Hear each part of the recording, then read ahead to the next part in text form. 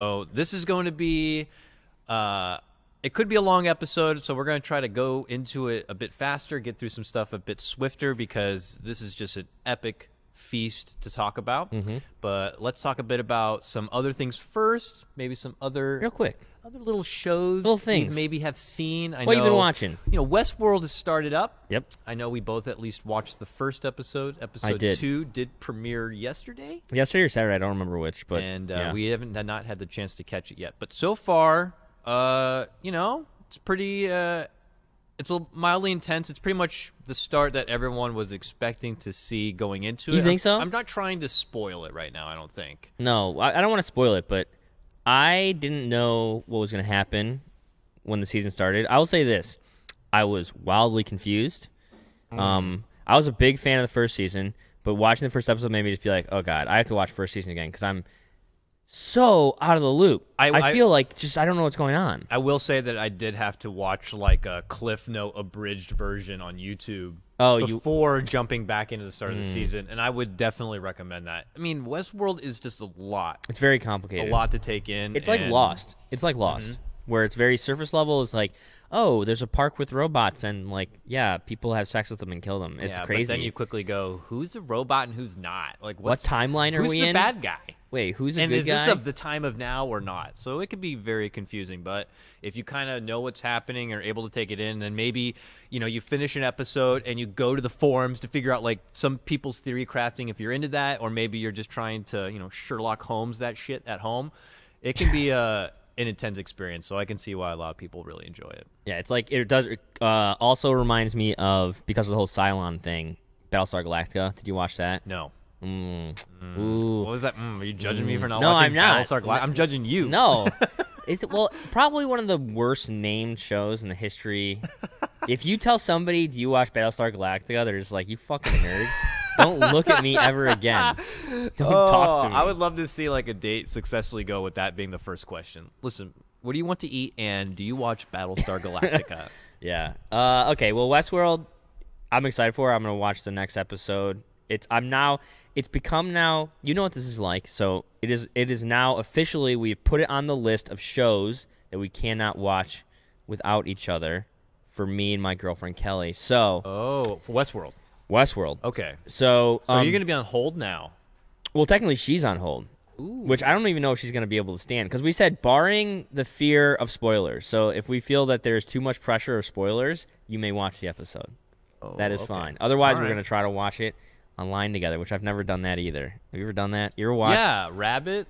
I mean, Well, okay, Rabbit. Yes, but Rabbit I mean with like Amanda specifically. You ever watched? No, we have never tried that actually. Yeah, no. I mean, it's different than like, I don't even know. Yeah. It's an experience. Yeah, I'm sure. Rabbit is fun, dicking around with your friends and watching, because you don't have to really watch. But like Westworld, I really want to watch. That's true. It's true. You just got back from Chicago. Were you watching anything else outside of Westworld? Doing some major catch up.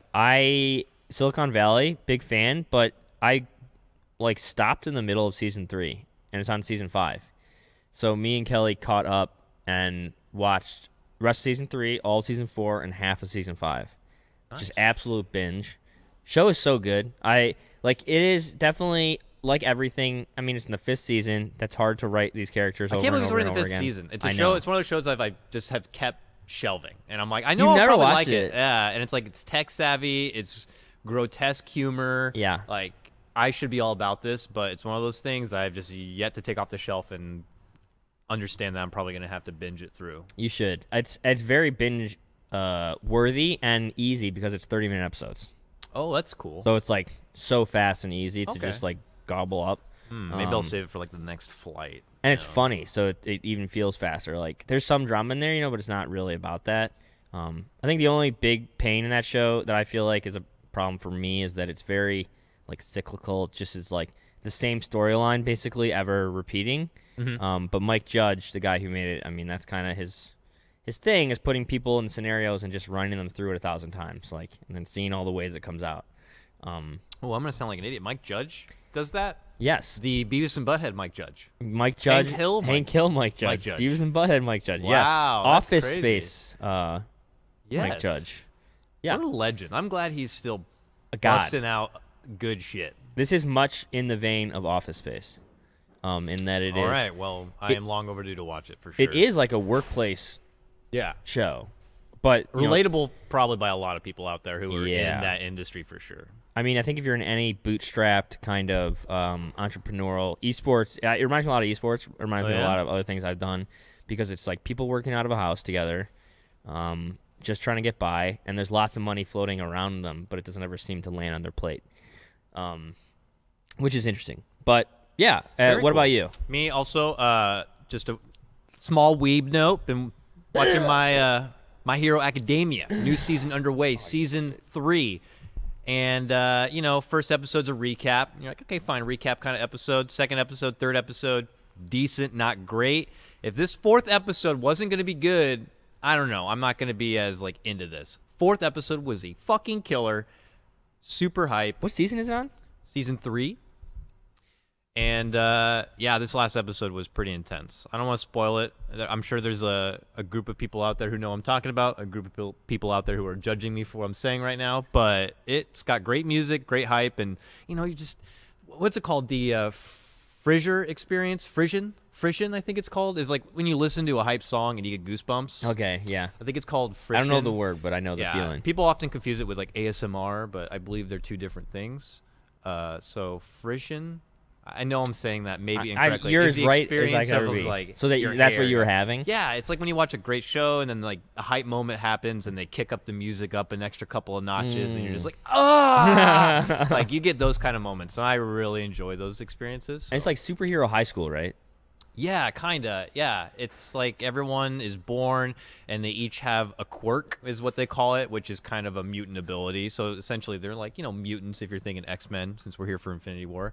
And then they go to the Mutant Academy, the hero school, and they all learn to enhance their abilities even further. And the center figure of this is born without a quirk. And he has probably got the most drive out of anyone to be a hero.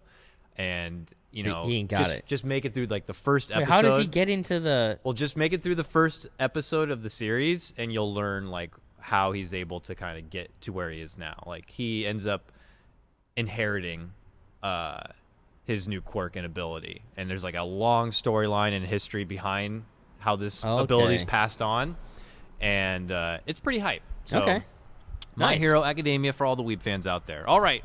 Weeb alert! Check out the Weeb channel in the Discord. Yeah, some of us are getting real excited over there. I always poke into the Weeb channel, and I don't really read much, but I think it's fun. It's because it is one of the more active channels in our Discord. The whole movie buff section is pretty active, and I'm happier than ever at the discussions that are happening. And if you want to be involved in those discussions, of course, head over to discord.gg/BTS.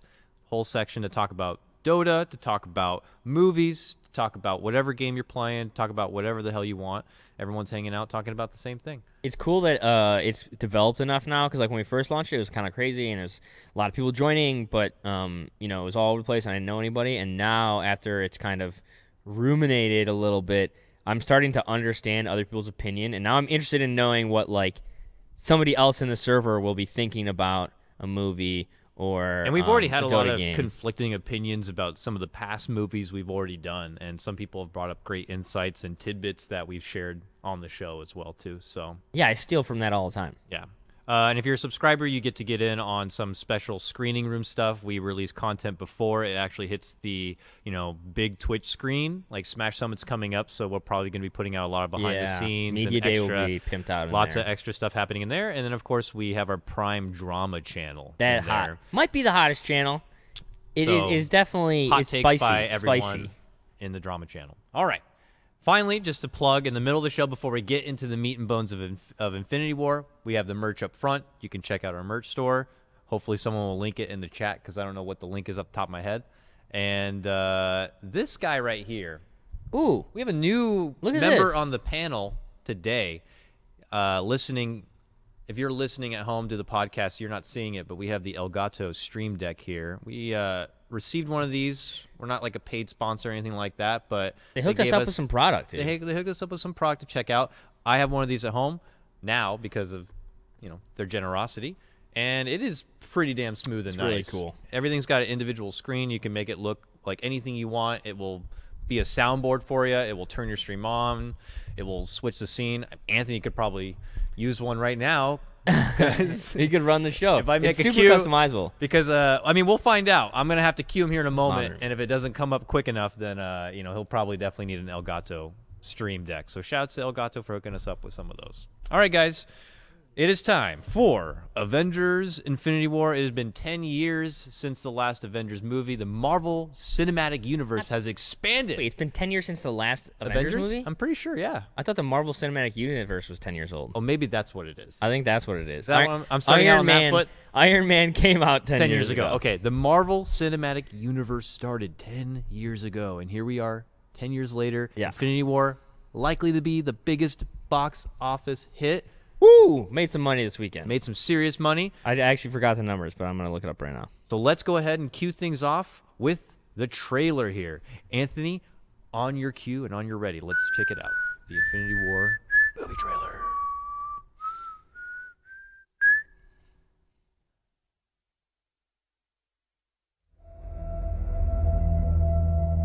To bring together a group of remarkable people. To see if we could become something more. We can't. So when they needed us, we could fight the battles that they never could.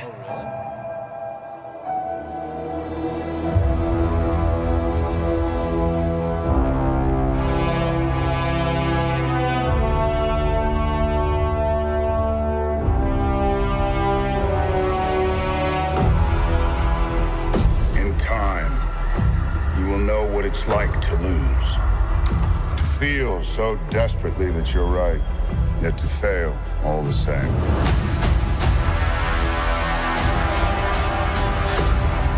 Dread it. Run from it. Destiny still arrives.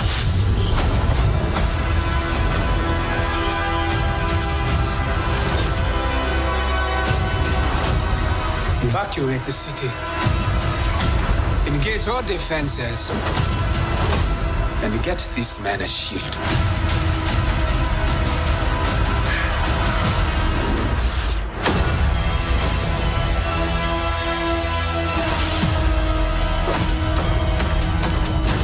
Fun isn't something one considers when balancing the universe. But this does put a smile on my face.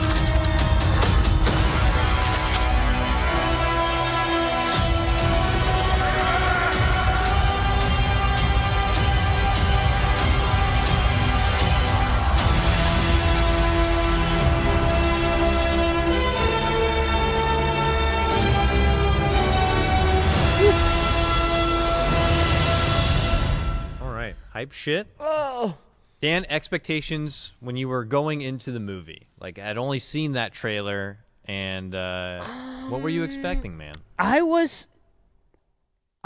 didn't know. Honestly, I was scared, and I was feeling like it's so easy to fuck this up.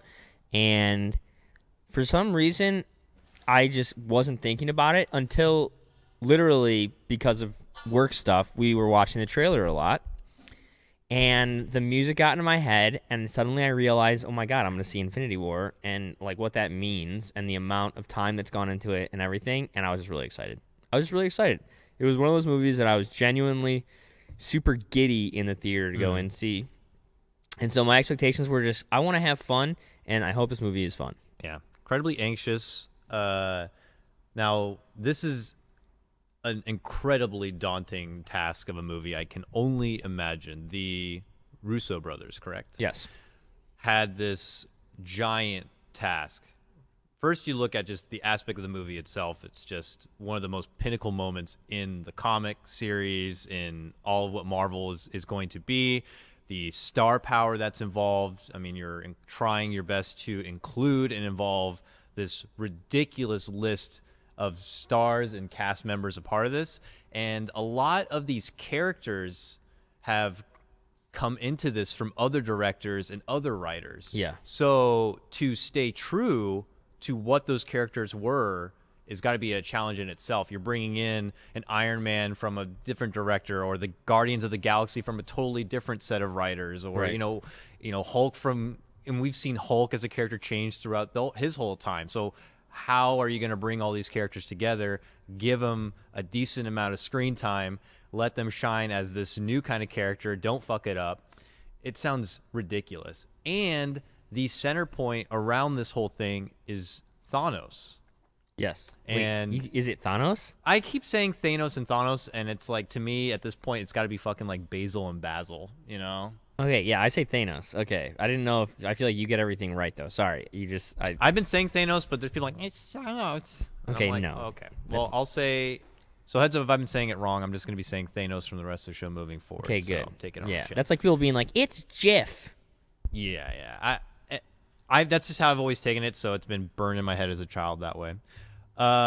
Anyways, to take on this kind of a Titan as a bad guy is going to be a huge feat in itself. The history behind this character is immense. Yeah, you were sweating over if Thanos was going to be good or not. Yeah, there's a couple of characters that I have grown up with and have like these kind of high expectations. And before this, it would be like Ghost Rider. Like, I loved Ghost Rider as a kid. Like, the flaming Really? skull and the motorcycle and the chains was the most badass thing I'd ever seen. So Okay.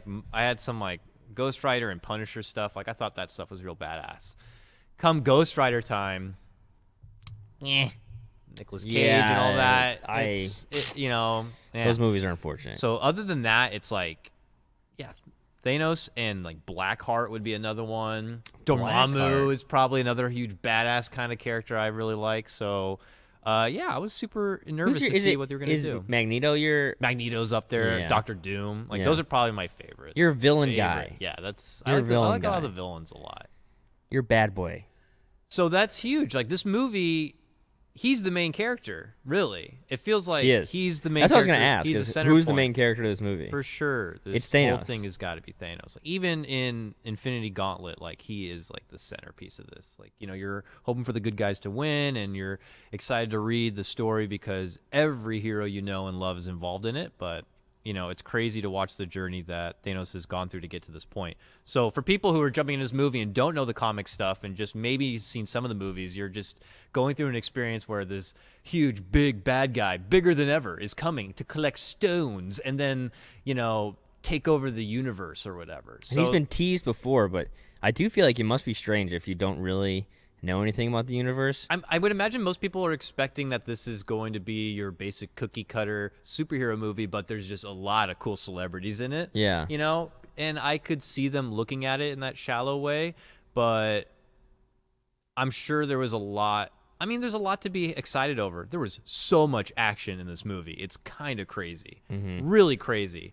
And that when some of the deeper, slower moments came in, a lot of people really recognized those moments. And I'll be bringing probably that up later as far as, like, were those moments as good as everyone felt, or did they just seem great because it was finally a lull in all the action? You know what I mean? Yeah. Did you like the action, though? I thought the action was pretty good. Some of the action was really great. Some People of were it was shitting cool. on the CGI. I thought it was really good. Some of it was great. The Doctor Strange versus Thanos fight, I thought was incredible. It's like a very wizardly kind of fight. Yeah. And I will say is definitely showcases that Doctor Strange was the most powerful hero in Yeah. that movie, for Yeah, sure. I As think far so as you're too. looking at superpowers in the movie and who's like flexing the most muscle, without question, outside of Thanos, it was Doctor And Strange. he just showed Scarlet Witch. I also think Scarlet Witch is probably one of the most powerful. She just Yeah. doesn't know how to she's got the use it. potential. Yeah. And her character, of course, is just huge in the comic series. So they definitely show her as a powerful person. Doesn't make it out of this movie, as we know. A lot of people don't. Spoiler, people! Yeah, this is spoiler as fuck. Yeah, we're going to spoil I the hell hope out that of we this have movie. spoilers in the title, Anthony, because this is going to be spoiling literally everything. And if it's not, put it on the overlay on the bottom. Just Marvel Infinity War spoilers so we don't get yelled at, because that is all we're going to be talking about, is Yeah. all the ways. Her, by the way, Mm-hmm. Scarlet Witch, I think also is one of my favorite characters in this movie. I feel like she was never really very present in other movies. She was just kind of there, Yeah. and not an interesting person. but she was so good in this and really fun, and I wanted her to do a lot of shit. A lot of good screen time in this, and I don't think it's too much of a surprise. Everyone coming into this movie was expecting Vision's gonna just die. Like, he's got the stone in his head. He's got his stone in his so he's got to fucking go. head. But the movie did a pretty good job of just dragging that out. Yes. Like, really bringing us along and allowing Scarlet Witch to also have her moments. I believe she said in an interview that this was one of her most emotionally, like, driven performances she certainly had to do, and you could see it, especially in those scenes where she had to fucking kill Vision, and then Thanos brings him back to life, and then he kills him. My God, that just is like an emotional teardown for Scarlet, and makes Thanos look like the biggest badass He's a ever. psycho. He's like, listen, I'm just gonna bring him fucking back to Nope. life. Nope. Give me that fucking thing. Sucks, pulls it right out of his head. Yeah, he's like grabs his fucking, Vision falls just like a ragdoll to the ground. He turns like, into that black soot. Oof. so good. So, man, we're going to be just jumping all over the place. I want to just talk about Thanos That's now. fine. Let's Yeah, just let's talk about get Thanos. into Thanos. So, Is he a good villain? I think he's a great villain. I mean, Thanos, the comic character, is obviously quite a incredibly deep person. I'll try to do justice to some of the backstory here. I'm probably not going to get everything right, so please don't hate me, glass push-up people out there. But this is a guy, he born on Titan. His parents were Eternals, so they're like part celestial. You know, they're like that, which Celestials are the people who like created everything. So he's definitely got this like gene within him of the creators. He's like a demigod. He's kind of like Thor. He's got like a mutant gene like to him. So when he's born, like everyone else of his like kind, the Eternals and stuff, they all look human. They're like a human looking species. But then he's born and he looks like fucking this. Oh, he was And, born like this. Yeah, he had a mutant gene which made him look crazy. Like he has a brother even that looks like handsome as hell and is a good guy and shit like that. But Thanos, born, starts out like a good guy, like has good intentions and stuff, but he's like, his mom like looks at him and looks in his eyes and sees that he is going to be bringing the destruction of the universe, so tries to kill him. What? His mom tries to kill him right out of the bat, but obviously doesn't get away with it. And like I said, he starts with good intentions, but then he starts just getting fascinated with the ideas of death and dying. And man, I was like binging all this stuff, and I can't recall all of it, but I know like his character was created based on the philosophy of people who are obsessed with death.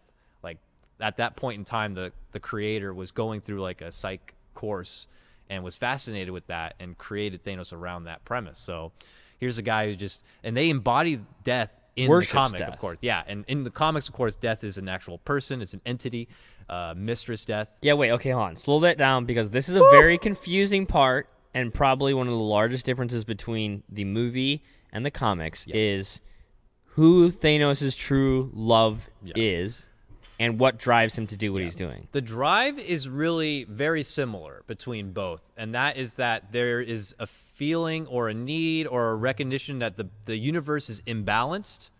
Maybe and they have a belief that the center of the universe is an energy, and that with more life in the universe, that energy is being sucked out. So to make the balance again, they need to wipe out half of all the universe to restore balance, essentially. And that was a task in the comics originally given from Death to Thanos. Death, a personified version of death, like an actual. And it's kind of like, I imagine, an interpretation of like, and meanwhile Thanos is just horn dogging over Lady Death. Yeah, like, he's got this a boner. dude is like, I will do anything for you, ma'am. You name it, I'll fucking do it. Like he actually wants maybe to you'll love me back. Sleep with Death. Yeah, and Death is just like, maybe the universe is off balance. If you just kill half of it, that'd be cool. And he's like, I'm gonna go kill half the universe, and to do that, he has to go through the Infinity Gauntlet of grabbing the gems and all that. So in the movie, he just has his own recognition that there's an imbalance in the universe, and that it's his purpose to kind of create that balance again.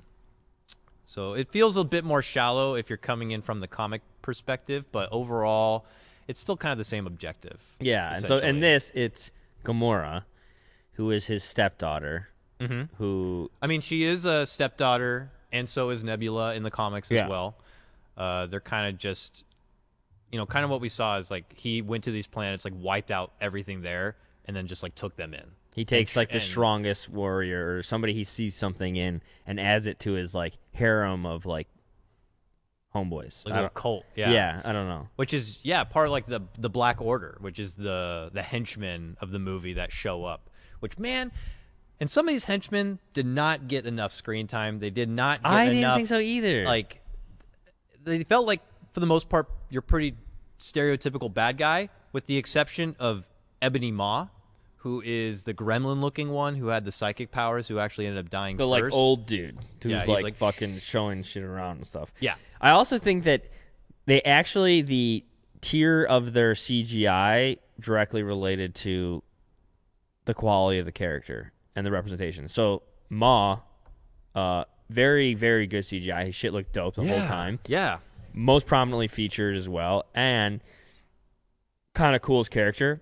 Then you had the other guy who has the cool like scythe. Yeah, Corvus Glaive. It's a shame you don't really get to know who. Yeah, any you don't of these know people any are, of their but names. in the comics, and it comes from what is it? Okay, so the Black Order appeared in a 2013 New Avengers comic series. So that's where they came from. Are they Krill? Are they? They're not Krill. I think they're just a hodgepodge of like the planets that he had taken They're just over. guys, and they were the None final of them are survivors. Krill. None of them are Krill. Okay, so and then there's the girl who basically looks like Queen of Pain. Proxima Midnight. But her CGI is fucking awful. But she's cool. I wish they had that cool like all the badass girls fighting at once in one point in the movie. It was like Scarlet Witch, her, what is the Black Sparrow? Oh my god, what's her name? Black Widow. Yeah, Black Sparrow. Black Widow. And she was like not. She was not in the movie at all. At all. But like, she had, what could she lines. do in this movie? You know, so kick people in the dick. That's one of the ones I realized. I'm like, there was really no Scarlett Johansson in this movie. I don't think it was. It was weird. It actually felt like the Avengers themselves, besides Iron Man and Doctor Strange, were really not a big part of this movie. I mean, again, a lot of people to feature, so it's like, everyone gets a little bit. Everyone gets a jelly bean, but we have to give it up. I would love to see the distribution of screen time as well as actually spoken word. Yeah. Because it felt like some people just didn't say anything. All right.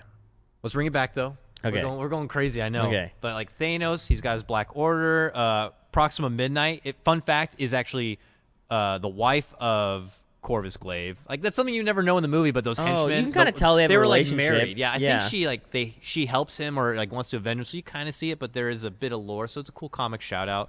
Ebony Maw and Cull Obsidian, who's also known by Black Dwarf, which I guess they don't use Black Dwarf at this day and age, but he's like that big motherfucker. Anyways, the big motherfucker. Yeah, the guy with the axe thing. Yeah. Okay. Of all those people, I would say that Ebony Maw was fucking amazing, and that I wish there was more of him. It was a shame he died first. His powers were cool. Fun fact about him is that in the comic series, Ebony Maw actually has no powers at all. None. No telekinesis at all. His only way is by talking. He's actually talked his way and manipulated his way into controlling people like Doctor Strange, like these huge, powerful So he's like people. intelligence plus 10, cunning plus 10. Yes. Speechcraft. Yes. Leveled up. So most people were anticipating, like, how the hell are they going to do this in the movie? And then the movie comes and he just has, like, psychic powers. They're like, oh, okay. I mean, he's still cool, but I think a lot of people were like, how are they going to make this work? How are they going to have him just talk Doctor Strange, the incredibly cocky, intelligent Doctor Strange, into doing his bidding? They could have like Jedi mind tricked where he like says some stuff and then like they're like, well, okay. Yeah, where it's just like, it just works. I don't know. I mean, the psychic power stuff wasn't that bad. I thought it was pretty cool. There's a lot of differences. Can I poke a hole in what you're talking about right now a little bit and just bring us into a little bit different path? I don't want to completely. Let's go on that path. I want to just talk really quickly about something they did that's cool. We watched the trailer. Okay. It's a big thing going on right now, discussion about how they planted false narratives in the trailers. Yeah. And they had scenes that were altered or completely non-existent. Mm-hmm. So non-existent scenes happen all the time, but like one that was crazy in this that really stands out is when they are all running at the end in the Wakanda forest. And the Hulk is there as the Hulk running in the forest. Guess what, guys? Sorry, spoilers. No, Hulk is in the movie for like 2 minutes in the beginning, and then it is Bruce Banner the entire time. Yeah. I want to say that, too. That punch on Iron Man, does that happen in the movie? I don't remember That was everything. like an iconic trailer movie as well. but I don't, or trailer part as well. There, but so that right there doesn't Yeah. happen. Like that run happens, but the Hulk is not there. so crazy. So there are all these storylines that they said they wanted to have. I think the Iron Man part was not in there in the movie at all. 'Cause Yeah. they wanted you to think that Iron Man and Captain America were gonna die. So they put that in there.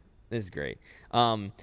I thought that was cool, and it's like the new meta of trailers is to trick people in a way. Yeah, it's good. I think people should not get comfortable with trusting the trailers too much. Because we've, I think, gotten used to feeling like trailers spoil everything for us. But now they're not spoiling; they're like tricking us, which is really cool. As long I as like they the don't Russo brothers put did epic that. shit in the trailer and then don't put that epic shit in the movie. Well, there is one scene where Thor is like on top of a planet and like he like brings down lightning with his new hammer axe and it like destroys the planet. There's a shot in there, something like that, that's just totally not in the movie. So there is some cool shit like that they're doing. But so I want to talk about the Hulk stuff a bit because that was just so hyped to me as a big Thanos guy. It was just like, okay, Hulk how are they getting going slapped to show this guy that he's strong? Because especially for people who don't know who he is, they need to right away establish that he is the biggest, baddest motherfucker in this movie.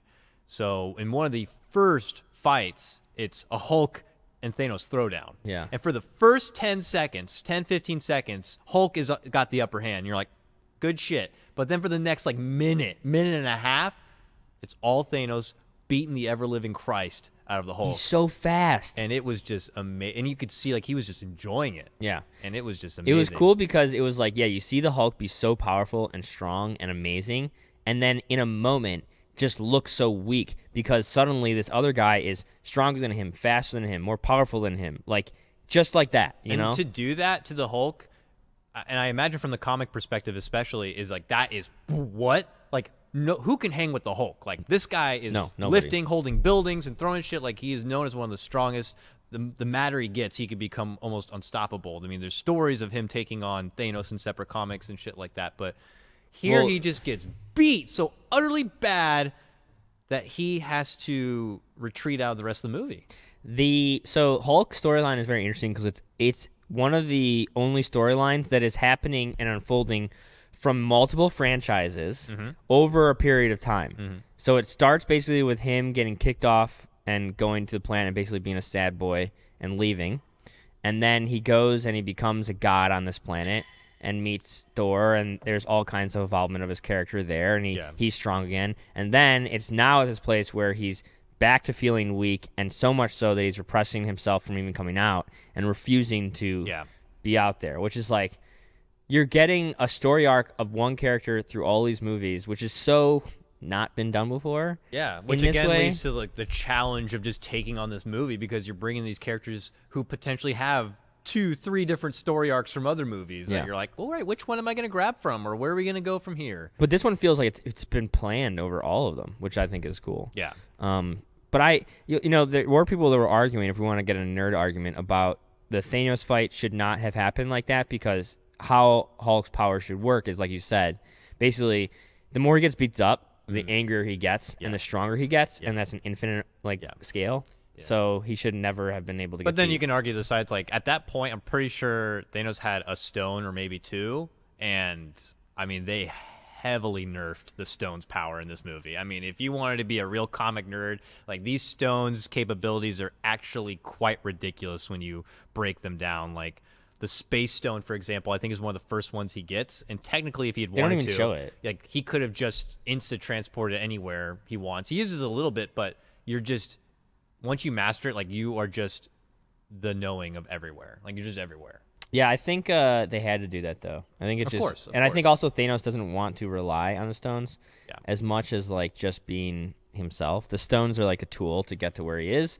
But I would also say that the reason Hulk, my counter argument to that is that Hulk does not lose the fight because he can't win. He loses the fight because mentally he has like a breakdown with the idea of him losing a fight. Yeah, there's a lot of theories actually behind that as well. I mean, some people were like, oh, Hulk got beat so bad that now he's scared. He's never been beaten like that, so he doesn't know what those feelings are. Some people are reading more into what we saw from Ragnarok, where he refused to be called out as a weapon. He's like, I'm just not a weapon. I don't just be summoned to destroy. That's not how I work. And maybe he could have had those kind of feelings in Infinity War. He's like, I don't want to just be called a weapon to just beat this guy or some shit. So some people are trying to really read into it. Most people are just hoping that there is some sort of why did that happen? Maybe in the second part of the movie. Yeah, I read something that it's gonna like resolve in the fourth Avengers. They could have wanted Mark Ruffalo to have more screen time with his actual face and maybe not as a green guy, you know? Although as these movies go on, I hate his Bruce Banner more and more. Really? Yeah. I hated it in Thor Ragnarok when we saw a lot of it for the first time. Mm-hmm. And in this, I found it to be just one of the weakest, most low points of the entire movie is watching Mark Ruffalo be a nerdy Bruce Banner. I will definitely agree that there had been a noticeable change in the Hulk character, even just from the first Avengers to Ragnarok. Like, Ragnarok, he felt really interesting, really just kind of like, what's happening, and kind of comical almost, and awkward. He was a loon. Yeah, and in this movie, it was kind of a mix, and just overall, I don't know. Yeah, I just didn't even acknowledge him too much because anytime I saw him, it was like at the beginning, I'm like, okay, cool. He set the bar for Thanos to be a badass, and then every time I saw him after that, he was in that suit, and it just looked kind of funny. He's so weird. Yeah, it's just I don't know, not very good. And I love Mark Ruffalo. 13 going on 30. That's one of my movies. All right. Okay, I keep that one deep in the pocket. But yeah, I don't know. That's actually was one of my down points to the movie is that I would have liked to see more Hulk. You know, most people were led to believe that there was going to be more Hulk, and there wasn't a whole lot. So maybe the balance of power will be more Hulk in the second part. Maybe he turns into like Red Hulk or something crazy. Yeah, he goes like Super Saiyan. Yeah, people are probably going to be thirsty for him to beat ass for sure in the second movie. I mean, they had a full movie now without him really doing any offensive fighting at all. And we have to acknowledge the fact, like, okay, so Thanos shows up, he beats the hell out of Hulk, and dude kills Loki right away. Loki, it seems, is very dead. Yeah, he seems mega dead. Like, I don't know how this whole thing is going to transcribe. Some people are thinking, like, oh, the people who died to the snap will probably come back. But what happens with Loki and, oh, God, I'm forgetting his name. The other guy he took down right at the beginning.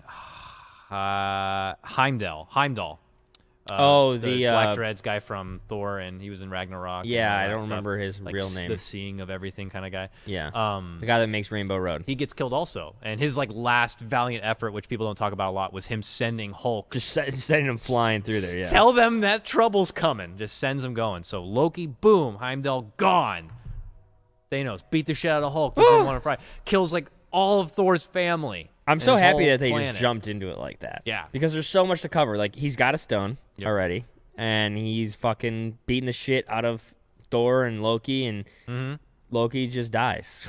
And you're just like, okay, we're killing people. Yeah. We're killing people. Sets up the, just the vengeance for Thor to be able to have his epic return later on in the movie, of course. Yeah, Thor has a lot of emotional He's in this movie a lot ride. overall. He is in this movie a lot because he travels through every kind of piece of it, and he's a very important part to the Avengers because he is, a god and is probably one of the strongest Avengers. And he does feel like he very much so saves the day because we now have powered up Thor from Thor Ragnarok who can actually not just use lightning in the kind of feeble way he was before, but he rides lightning. Yeah. And he controls it. And he has his new hammer that he forged with Peter Dinklage. Fun little scene. What do you think about that? Forge. I mean, I was expecting Dinklage to maybe. I knew he was in the movie, but I didn't know what he was doing, and I thought he was going to be the voice maybe for Ebony Maw, the manipulator. So I'll be like, oh, that'd be pretty cool. But no, he was the giant dwarf. He was a giant blacksmith, a galactic blacksmith. Yeah, forging from the power of a star to create weaponry for the gods, kind of a thing. And I believe it was acknowledged that he created Maelstrom or whatever, his Created original weapon there. Maelstrom, yeah. And now they wanted... He also created the gauntlet itself. Yes. Yep. And then, so Thanos forces him to make the gauntlet, and then he kills the entire planet of dwarfs and or giants, but they're called dwarfs, right? Like giant dwarves, They're, yeah. I have it in here, but he just so many fucking notes. leaves Peter Dinklage there, destroys his hand, and kills the star, so he can't make any more weapons for anybody else. But then Thor has to come and turn it back on and do all this stuff. But I think it's a fun, interesting way of shooting that so often we shoot people, large for small, and that's like pretty normal, whether it's like the Hobbits, making them all seem small by having tiny furniture and kind of doing weird stuff with Gandalf for scale. But here, you're shooting a dwarf, and you're making him seem like a giant. And so there must be, like, I was looking at the set, and he's like leaning against his table, and I was like, that must be a really tiny table, because they're making him seem gigantic next to it. And then they're like, they're messing with his voice, and they're doing all this funny scale stuff, but it's just like a totally crazy way of approaching a character that's a giant. Yeah. Yeah. It was just super intriguing. That full scene and experience was pretty gnarly. Again, it kind of just leads to the payoff feeling that much more powerful for the journey that went through to get the weapon in the first place, let's say. But yeah, and the axe is made out of Groot. Do you think that means anything? People are like, Groot has the power to hold Mjolnir. I don't know. I'm like, I don't know about that. It just seems like he put a stick into the axe. It was just cool in that moment to see Groot. I mean, it was super cool for them to make him into a teenager now, and he's like that angsty teenager, and they had that character in him. And then when he comes around, it feels cool. He's like, he's now part of the experience, and he's not an asshole. The Guardians of the Galaxy were such a gigantic part of this movie. They really were. They really were. Yeah. And for a franchise that feels like it just started and is relatively new, and a lot of people, like I know people in our server who are like, I don't even know who these guys are. I've never even seen them. I've never seen any of the Guardians of the Galaxy movies. Oh. I don't know who they are at all.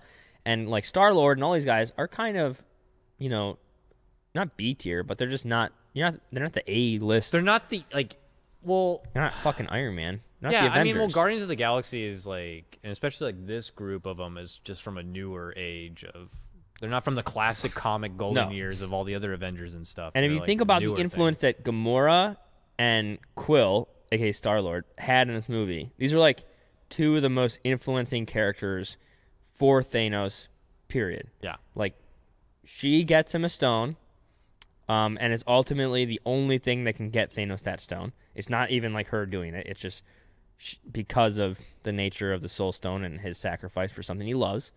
And then Quill, and I don't even know if we want to get into this now, but it's like one of the more frustrating parts. I don't have any big plot hole fucking angry moments of this movie. I don't care. It's all fun. It's all good. For me, I just enjoy the ride. Okay.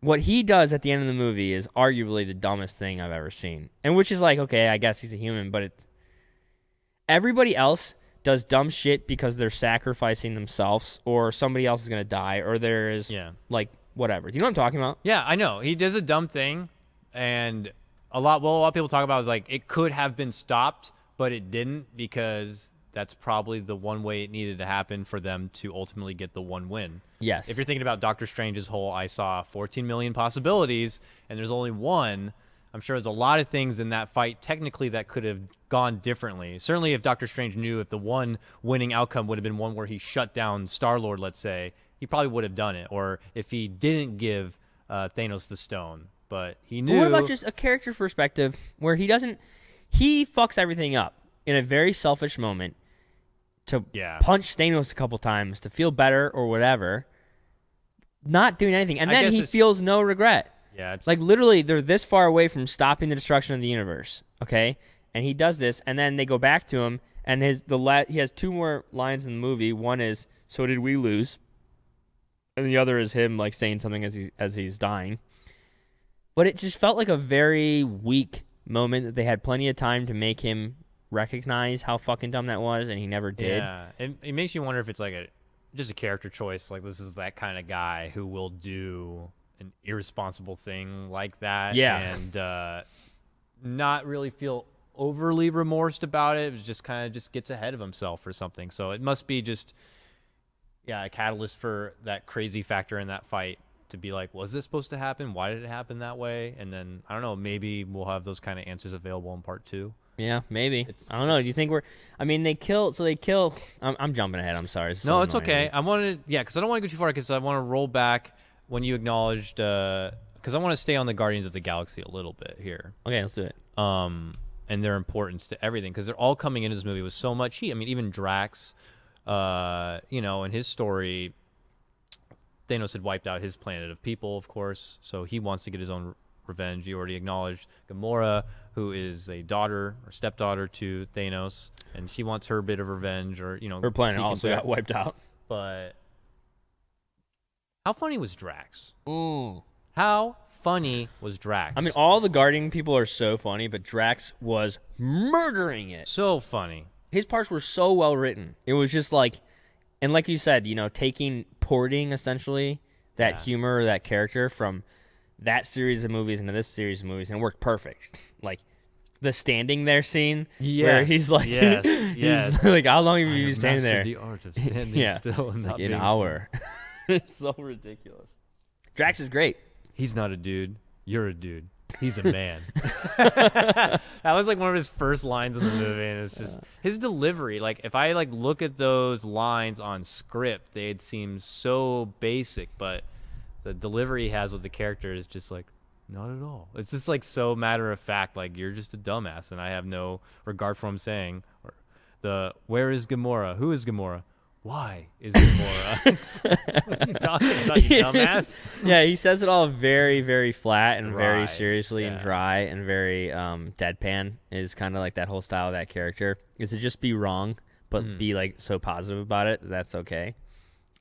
Which makes some of his decisions later more understandable, I think, as well. So the it's not just he's a dumb lug jock. It is like really a part of his entire character. Gamora, you already acknowledge, she had the knowledge of the stone, which was the big question mark coming into this movie, is that where's this stone going to be? And everybody had some ridiculously crazy theories as far as... Oh, do you know some of the theories? A lot of people had believed that the stone was going to be in Wakanda. Yeah, I heard that one. That makes sense. Black Panther is also known to control the dead.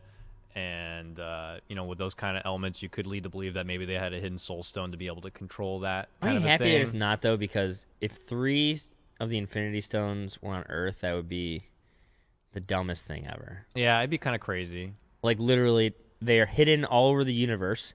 At the Big Bang, they're spread all over the universe. And somehow, 3 make it to Earth. 2 is already, I think, pushing it. Yeah. 3 would be dumb. And Wakanda already has that blessing of the crazy meteorite that gave them the vibranium. So the chances of them also having the stone would be really far-fetched. And if it happened, it'd be only because the cinematic universe needed a way to tie everything together. So it was just a theory thrown out because they were definitely fighting on Wakanda. And it's like, why are they there fighting on Wakanda? Maybe they're there to get the stone or something like that. So it was just a theory. But no, it's just, on some random-ass planet. And Red Skull's there. Oh, Red Skull's there, and I was really flabbergasted. And everyone's just like, our whole theater was like, what? Yeah, it was the big kind of whoa moment. Crazy because I was like, what do I think of this? Like Red Skull. Last time we saw this dude, he had like the Tesseract. He touched it, and then he flew off into space, and he was gone. And was he dead? Is he alive? He's gone. And then he shows up affiliated with a totally different stone. I'm kind of like, how did that come to be?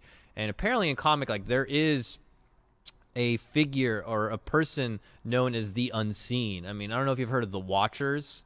And the Watchers are these people who just fucking watch. Like, they watch everything, and then they kind of, pass it over and take that information, and they watch over the universe. Are they like the Celestials? Or are they like they're like God below beings? them, and they're like just, fucking watching shit, man. So do you know the whole tier list of gods in Marvel? I think you explained it kinda. before. I mean, there's the Celestials who created everything and cosmic beings, and you're talking about the when you're Ego, like we saw from Guardians 2, and who is it? The In-Betweener, the Collector, all those people are... Yeah, the Collector is one, which I think is interesting. They're in that kind of tier. I don't know where they would put the Watchers, though. I mean, they're kind of at that tier, maybe above. They're reporting shit. Shit's kind of going down in this universe, so higher beings look out or some shit. And they are communicating stuff, but there's a group of the unseen, or just the unseen, which is what Red Skull would be, which is like he's a watcher. He's seeing everything that's happening right now, but he's confined to be stuck on that planet and can't talk to anyone about it. He's just stuck there. He's like, this is my punishment for touching the stone in the first place. Yeah. I've been casted to just sit here with this stone, see everything happening, watch the war go down, but be stuck and not talk about it with anyone. That is a lonely, sad, long day, longer night existing. Funny comic thing is that the unseen is actually what Nick Fury becomes. There's like a story about Nick Fury, who in the comics, Nick Fury is a white guy, not a black guy, and he goes to approach I can't remember the name, it's like Uta or something like that, who's like an original Watcher, and he died and someone stole his eyes and had big power, and you come to find out it was Nick Fury who killed the Watcher to get his eye, and he'd been punished for it, and Nick Fury became the unseen. My God, see, now that is some comic book stuff. That's right some there. crazy shit. That is right? some comic book like twisted narratives. But great to see Red Skull in the movie. I don't know if we'll see him again. I don't know what that's going to mean. But yeah, I don't know if we'll ever fun, see him again. Crazy cameo and stuff. But he's a source they know about now, so maybe they could go to him later and be like, did you see this shit? You know, what did you see? Oh, I guess you're right. You never know, you know? They'd have to be able to get there, though, and know where they're going. So he goes there, he gets that stone. They have that big scene with Gamora. Pretty emotional scene, especially for... And this is why I think Thanos is the most interesting character, one of the better villains, where he's relatable and he cries. Okay. Yeah. And you said it like he has to love something. Like if he doesn't have death in this movie to be like, I'm doing this for her, my love, then he needs to have some sort of drive, some sort of thirst, some love and passion in some way, or sacrifice at least. Yeah. So they portray it with Gamora, and they do a really great job. Yeah, it was pretty shocking when he killed her. I mean, like, you see it coming. That you know what's going to happen. But when he does it, and his portrayal, which I think is... So, the first time... And this is kind of weird to track back here, but the first time we saw Thanos was at the ending sequence of... I can't remember if it was one of the other Avenger movies. It may have been the first Avengers movie, yeah. And the character design was so, like, clunky and, like, weird. He had the full armor get-up on. Like Yes. his royal... wear, which he has in the whatever. beginning of the movie, which I do not like. And I was Yeah. super happy that they showed it, but then they have Thanos like this. And, you know, nod to Brolin, to the animators, to the character designers, to everybody who had a part in this. Thorin.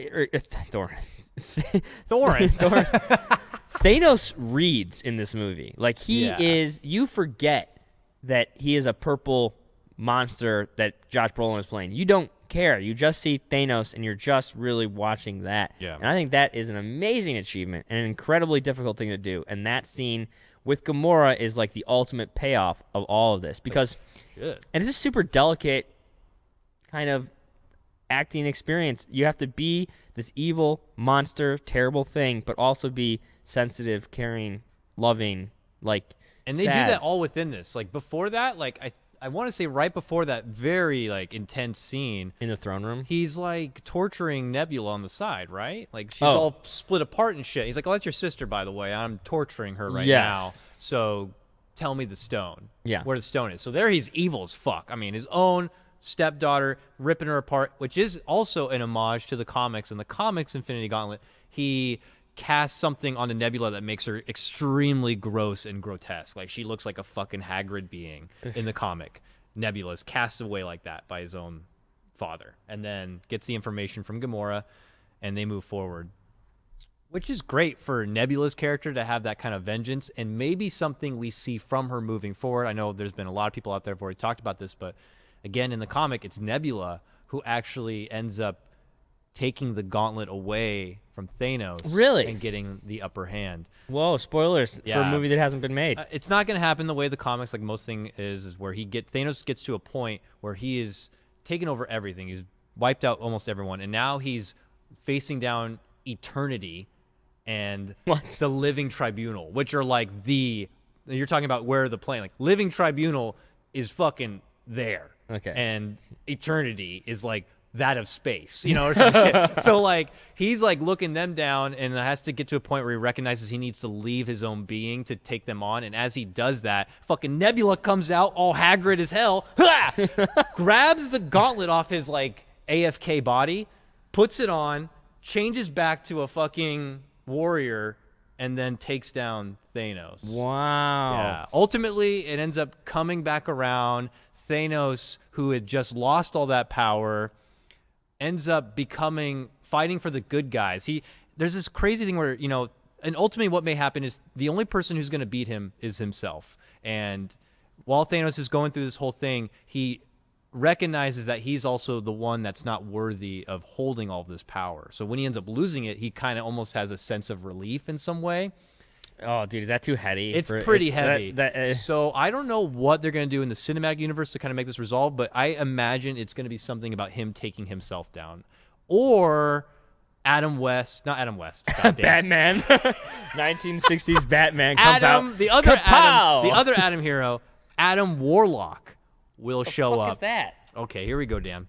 Woo! Adam Warlock is also one of the original people to take on Thanos in the Infinity Gauntlet. Like, he is the one that actually can hang, and at the end of the whole thing, takes the gauntlet for himself as like, I am the good being. I'll hold the gauntlet. He's a good boy though. But we see a small peek here, boys and girls, at the end credits of Guardians of the Galaxy 2. We see those Celestials, those very gold people, the gold people in Guardians 2. She's like looking at this fucking cocoon thing and is like, Adam. Made Adam. Wait. Yeah. That was what happened at the end of that movie? Yeah. Oh my god, you see some deep looking into figure out that. Holy shit. See, God, these movies are crazy. Yeah, right? The movies are crazy. I'm pretty sure that's the origin of Adam Warlock in the cinematic universe. I don't know if he's being born there or if they're just bringing him out or some shit, but I'm pretty sure that's the start of Adam Warlock, and then he is going to be playing a part in part 2 of Infinity War, because I mean, in the story, Adam Warlock is a huge part, and he comes and he's like the ultimate good guy to help bring down Thanos. So a lot of crazy stuff. So when we go to the end of this movie and Thanos does the thing and then sits there and is like kind of content and then smiles. So good. That is an homage to the comic as well. I don't know if you'd be able to bring it up, Slime. I have it on my phone, but there is a depicted moment here where the shots are shot for shot almost. He's like sitting as a farmer, because in the comic, when he's done, he becomes a farmhand and doesn't want anything more with his life. Thanos, by the way. Yeah, this is what he did in the movie. You see him; he's on a hillside looking at the sunset. So some people don't know if there's people theorizing that might not be like what just happened after part 1. That could be what happens at the end of part 2 or something. Wait, what we just saw? Yeah. I mean, that is like tinfoil hat theory. Like, that is him on the farm. That is him when the whole thing's over. Some shit. So, a lot of people trying to read into it quite a bit, but pretty gnarly. I wouldn't go that far. I think it was interesting that. Okay, so we're at like the end of the movie here, but I know we got to roll back. It's just like that all transpired from like the torture of Nebula, and Nebula actually, where the movie leaves off is it's Nebula and Iron Man together. Yeah, which is pretty interesting. Well, nice. Look at this. Good call. So this is the comic that I was just talking about. Is his armor a scarecrow? Yeah, he put his royal armor onto a scarecrow, and he just lives a simple life now, man. He'd had his time. He's content with the fact that the powers have moved on. He knew he wasn't worthy of it, and now he's just he's a weird guy because he really believes that what he's doing is not evil. That it is that he's the only one that can take the burden of doing such a horrific thing because it's for the greater good. Yeah. Because there is no balance in the universe, and he must bring it. But that's some psycho talk, Let's just go to a different point here. Yeah, you better find one, or I'm gonna start talking about, because this Nebula. I was blown away by why she was alive. I was like, because the only people that are left are the Avengers, the original Avengers. Oh yeah, there's a lot. Yeah, everybody who dies in the movie is everybody who they brought into the universe. Original Avengers still kicking, which I kind of err on the side of. The next movie could be their outing. I don't know if they're going to die. I don't know if they're going to retire, but that could be their final bang. There's people saying that, he's done, or Robert Downey Jr. is done playing Iron Man. I think everybody is done. They're kind of done with them now. I think that the only people that aren't are Guardians of the Galaxy. Yeah. But we have we have so much like new talent, new potential coming in. Paul Rudd's got his hat in with Ant-Man.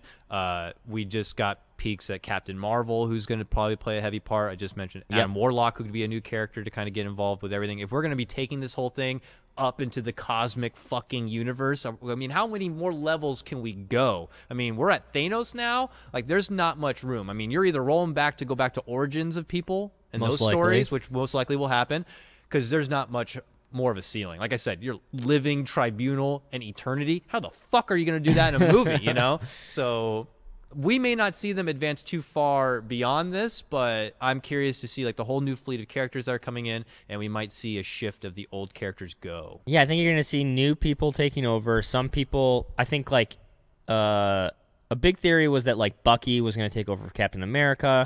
Don't know if that's going to happen anymore. No, he's now the White Wolf. White Wolf.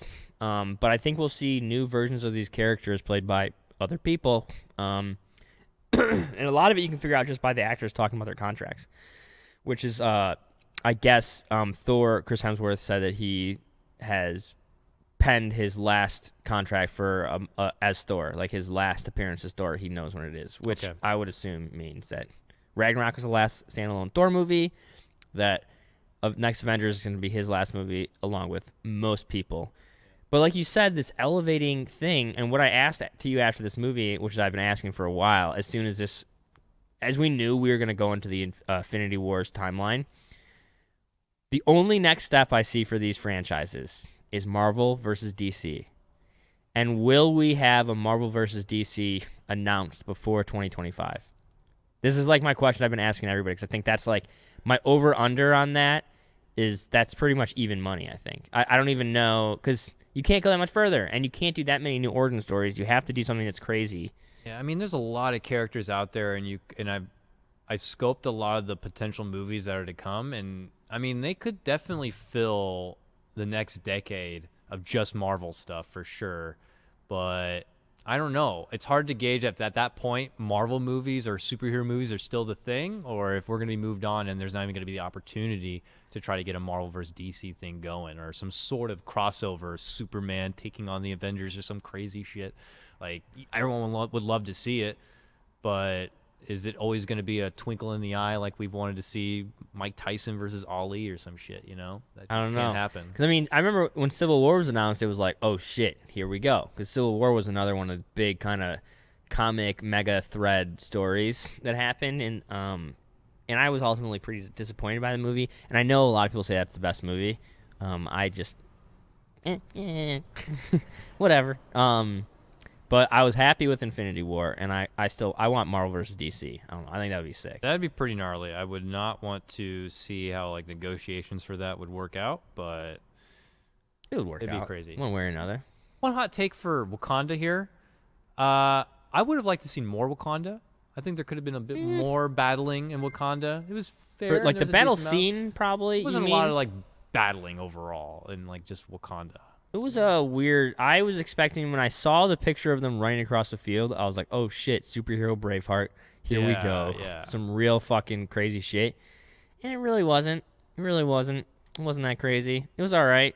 It was almost as much as like we saw in the trailer. It felt like that. You know, it's like we saw the running moments and then like them kind of swinging, but not too much showcasing of fun powers. And you know, we got to see some cool moments like Rocket Raccoon and Bucky like teaming up and doing some like crazy ass cool shit, which is great. I think there could have been even more Bucky involved. I mean, my God, they kept a whole after credit scene in Black Panther dedicated to Bucky coming back. Yeah, and then like the whole like the White Wolf is back. He never really was a White Wolf, and then we didn't get to see him ever be like the White Wolf. Really, you know, maybe that will be another movie for the future or whatever. But you know, I was like, oh, I was expecting more Bucky. He got a whole end credit. So yeah, a lot of that was kind of weak. A lot of it was cool. One cool scene of this was though when Captain America and Black Panther are running, and like you know, Black Panther goes ahead and then Captain America goes ahead and they both like turbo mode together, and you're like, oh, that's pretty sick. In that fight, they did also have a cool comic acknowledgement where it's worth. Thanos, you know, grabs to Captain America and he's like trying to hold off that gauntlet or whatever that we see all the time now. And he's like, "Argh!" And Thanos has that moment of, well, you're kind of strong. But like, it's cool because there is a signature comic moment that catches like the classic Captain America, like you just beat all my fucking friends and I'm going to fight you till I'm fucking done, you know? Yeah. And Thanos' treatment is like, I just squished all these ants and this one had a little resistance. That's cool. Oh, that's weird. But in theory, you know, he should just smack the fuck out of Captain America. There would be no question at all. I also love the Black Ops Cap outfit. It's really cool. His hair is pretty funny in this, though. It's like just feels like a wig the whole time, and it's so perfectly coiffed, except for in the middle of a fight scene, and it looks so funny. It's like flipped up and all over the place, and he looks like such a dork. But you know what's weird? Why does him and Black Widow both have like new badass versions of their costume, but like the wing guy, I don't even know his name. Falcon, I think. Falcon is literally wearing the same costume, but he's supposed to be like running around with them as rogue agents. Yeah, I don't know. I mean, you know, they're still split from the Civil War or whatever like that, so I don't know. Dramatic. Yeah. Such babies. Falcon's just a fucking there. He's a for weak me. character. I don't know. He feels very weak to me Underdeveloped, overall. I guess, maybe more than weak. He definitely just has been in a lot of movies, but we don't know anything about him at all, I feel. Yeah, look at that new Bucky arm. It's like a vibranium arm now, right? Yeah. Is his gun special? Is his gun special? Because the raccoon was trying to buy it, and it seemed to like he was just like flailing around shooting it. The raccoon wanted the arm. Oh, I thought he wanted the gun. Yeah. Well, Rocket Raccoon has this like crazy history where he just loves artificial human parts. Like he talks about stuff like he wants the eyeball of some dude in the movie and all that shit, and then he happened to have the eye for Thor in the ship. I mean, that eye probably came from one of the other movies, even, you know. So it's just like, yeah, people were trying to theory craft what it was from because it's an orange, it's a green. Oh yeah, orange. That's right. It's an orange eyeball. eye. So it's like, oh, where the fuck did he? They probably could have, you know, that could have been a nice nod to some previous comic fight that Rocket had with a dude and took his eye, for all we know. Yeah, exactly. It's probably some deep lore. I have a couple of things here. I know I talked about a few of them, but I'm gonna see if there's anything else. I already mentioned the awkward CGI parts. I mean, most of it was pretty good. Wait, you didn't mention them. I asked you how you thought the CGI was. I thought I keep wanting to say Bruce Banner. It is Bruce Banner, right? In the outfit. No, yeah, we didn't really talk about it. Okay, yeah, but there were some CGI moments that were laughable, and it had particularly to do with when people had a CGI outfit and their head was inserted in it. So War Machine looked awful. First off, I thought Don Cheadle was terrible in this movie, and I've always hated him as War Machine. I like Don Cheadle a lot. I love Don Cheadle. I don't think he's a War Machine guy, Hotel Rwanda, fucking, I've seen that movie 300 times, okay? Stephen Biko, that is like one of the greatest characters and craziest movie that everybody should be watching. But is he a War Machine? He's not War Machine, dude. He's fucking not War Machine. War Machine is a badass, not a skinny nerd. Like, he's just... And he looks like he's 85 in this movie. He's like wrinkling and all his skin is like... I feel like when he put on the suit, some of his flaps would get caught in the metal and he would be like pinched all the time. That's fair. But so they have, and then there's Bruce Banner in the Hulk Smasher or the Hulk Iron Man's Hulk outfit. What is it called? It's the I don't know. He used it to fight the Hulk, right? Yeah, it's the Hulk Smasher, whatever it is. Yeah. And his head is like floating there, and the lighting's all weird, and it's like whatever company dealt with the roto of attaching heads to other bodies just did a really bad job. It was just really bad. It just looked awful, and it was the only thing in the movie that you're enjoying the movie. Like, you have a fucking giant purple guy in this, like... Dude, this scene, like, this is an example of epic CGI that made him look at Yes. He grabbed a fucking moon. He threw it at Iron Man. threw it at him. He's like, fuck this moon. Bah. Like, that was so epic. I that love was that amazing. moment. That was one of my unbelievable. I'm so glad you brought that picture up at that moment. And I got this picture in there because, God, that was hype. That whole mystical fight between him and Strange, like, he fucking took shit, turned it into a mini black hole, sent it back to Doctor Strange. Strange is like, fuck your black hole. I made it butterflies. And then Thanos is like, I love butterflies. I like how they like added those fun elements to Thanos. Like, he's got a weird thing about him. Like, butterflies, like, getting him go like that. He made bubbles 2 different times in the movie. He always, with the reality stone, he turns things into bubbles. Yeah. And I don't think I saw anything comic related to bubbles, but in Marvel vs. Capcom 2, his assist move, and he has bubble moves in that. Stop. He does. In Marvel vs. Capcom 2, he has bubble moves? Yeah, he throws a bubble, and his assist, he throws a bubble and traps people in the bubble. So, I don't know, it's so funny. Yeah, this fight was pretty big. It was pretty crazy. But like I said, I really love that he is in this outfit and not in his stupid armor. It's like his spiritual journey. His armor head looks like a Hershey Kiss nipple on the top of his head. Yeah, it's very...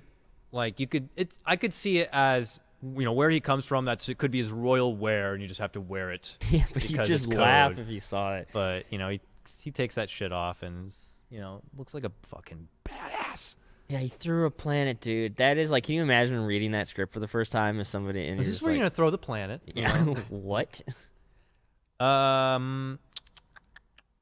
There's not. Thanos felt a little too dependent on the gauntlet. I mean, they had this part of the story where he just doesn't have to close his hand for it to work. And they made a mechanic. Yeah, I don't know if that mechanic had existed in the comics or if it's something they're just adding as a limitation to the movie. So again, he's nerfed in some way. Yeah, I think that's what I think it had to be. And there were some weird things, like Iron Man had the perfect device to stop him from it was like a rocket-powered piece of metal that fit perfectly into his hand, and he couldn't close his hand, so he couldn't do anything. Yeah, the scene where they got the upper hand on him, like the four of them got the upper hand on him, and they were about to take off the gauntlet or some shit. Like, I felt so uneasy that whole time because I'm just sitting there like, Thanos would not fucking take this shit. He would just honestly be like, get the fuck away. Or like in another scene, he's like, actually, that whole thing was not reality. Yeah, he would just flip it back or do something. It's not reality or whatever, So I feel like the girl. It shows how powerful that one girl is. That's what that scene really does. Which one? The little alien mind reader. Oh, Mantis. Mantis. Yeah. She's like really powerful. She is. She was with Ego, who is that's where she came in, and he's a celestial being. So if he sees something in her, I imagine she's got to be pretty fucking powerful. So I'll give her that. Yeah, and also he's at a point of vulnerability, and she exposes that by forcing him to be living in the moment of killing Gamora, and that is how they essentially distract him and disable him, and literally take him out of this universe. But even though his mind is taken out, it takes five superheroes to fight him to keep him just sort of pinned. Yeah. And the only thing that wakes him up is fucking Peter Quill's dumbass punch him in the face. And the thing is, even if they got that gauntlet off, he probably would have still been able to beat their ass. Do you think so? Yeah, see, that's what I don't know as somebody if there's no stones involved, Thanos should still, in theory, in comic theory, pretty much have an upper hand here. I mean, he's because all five Eternals of them, and I don't know. I mean, I'm sure it's happened. It's not like every time Thanos has appeared, he has this gauntlet of gems. That is just part of this Infinity Gauntlet story. But he has had many other story arcs where he has done tremendous things and huge powers without the benefit of the stones. So I would imagine he's just that much of a Titan. But you got to make him look beatable in some way. They got to have their upper hand in some way. Get nerfed. It is funny though. I can't. Every time I look at this picture right now, I'm just thinking about how much I love his character design and how much I used to hate it. Yeah, it's a hard look to do because, like you said, the armor's kind of goofy. The whole chin thing. He's supposed to look crazy, but you don't want him. You don't want him to look too unsightly at the same time. Yeah, his head is a nutsack. It is difficult. His whole chin. They even say that nutsack chin and stuff. Yeah, like that. What do they call it? They said it's like a scrotum or whatever. Yeah, look at that ball. That is like a cold winter's day. You just stepped out of the shower, and they were warm and saggy, but then they. There's no way his Cable is going to be as badass as this. His Cable? I don't know. His Cable looked cool. That's another character. We didn't talk about this. That's another character that I am going to have high expectations for, and I'm incredibly nervous about. Because Cable's story is actually crazy. Cable's story is amazing. Traveling through the future. He, was a part in creating Apocalypse, which was, the ultimate downfall of everything. I mean, he's fucking Cyclops' son and Apocalypse is the Thanos in, I think, is the Thanos in X-Men. Yeah, kind of. Yeah, for sure. Really super distracting, but we didn't get to talk about it. The Deadpool 2 new trailer, and the Jurassic Park trailer, really quickly. Okay, very we quickly. got into the theater to see Infinity War, and there's trailers at the first. You're talking about Cable, though. We were expecting a lot of the same trailers we've seen, and sure enough, the Deadpool 2 trailer comes on, and we talked about it on our last show. We've already seen this same Deadpool 2 trailer many times, and it's bad. It's kind of cringy almost. And the more we see it, the more I'm kind of like, ugh, I hope this movie's not garbage. But at Infinity War, they had a new trailer cut, and oh shit, it was pretty good. It was good. Pretty good. There was 2 lines in it that had the whole theater busting up, and yeah, what was the one that there was super one that's funny? Oh, you're so dark. You're like DC or some shit like that. Yeah, that was the first one. That was good. He's like, yeah, what are you in the DC universe or whatever? You're so dark. I wonder. See, I still think it's probably not enough to get somebody like Anthony to go see that movie. I know he's a Deadpool Ryan Reynolds hater, but for me, who is a lover of both Deadpool and Ryan Reynolds, I felt a huge sigh of relief, being like, oh my god, okay, the other trailer was just not good, and if the movie's like this is what I want to see. But then there was the Jurassic Park trailer, and what the fuck? So we've been seeing the same Jurassic Park trailer over and over again, and now we saw a different one, And it literally just spoils the entire movie. Yeah, it was long. I It remember was it being very long. They went through the whole fucking movie. And it introduces an entirely new, like, every other trailer has been like, the storyline of the trailer is they have to go back to the island, they have to save this animal, and destruction is happening on the island. And it ends in that kind of moment of will they live, will they die? Yeah. This trailer shows you that, guess what? The movie's not about that at all. It's actually about this other thing I'm not even going to say.